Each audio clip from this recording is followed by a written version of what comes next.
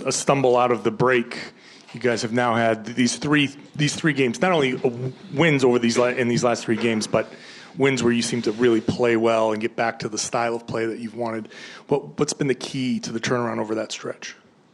I think we're getting more and more locked in. I think it's apparent. I think when Milwaukee took the number 1 seed from us, after the break, sort of a shock to us that we had dropped, because we had created some separation between us and them. And that's something we want. We want the number 1 seed. I think this team understands the importance of having home court advantage in the playoffs. So that's something we're going after.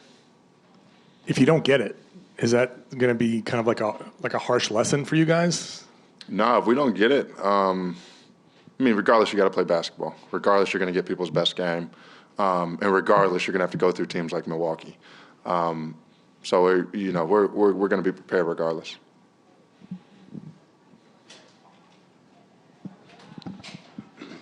Malcolm, Derek White really got going in that second half. He's just been really on a run right now, right, offensively. Just talk about what you've seen from him from the start of the season to now in terms of his confidence and just who he's evolved and what he means to you, to the team. This game is all about confidence, man. And I think you've seen Derek's confidence grow throughout the season.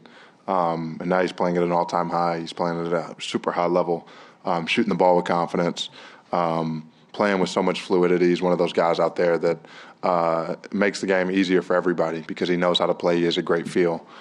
So he's incredibly important to this team on both sides of the ball. I think we're seeing his offense right now, but, the first half of the season, it was his defense people were talking about. So he's incredibly, I think, versatile and can impact the game in a lot of ways. Malcolm, you've talked about this year a lot, the transition between starting lineup and the bench. Now here's another night, Tatum's out. Do you feel you're more easily at this point able to kind of flip a switch going back and forth and what you have to do in each role? Personally or as a team?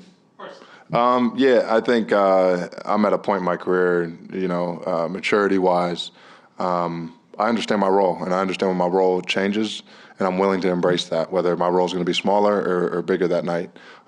So it's never an issue for me to change my role, to change how I'm playing in order to help the team win.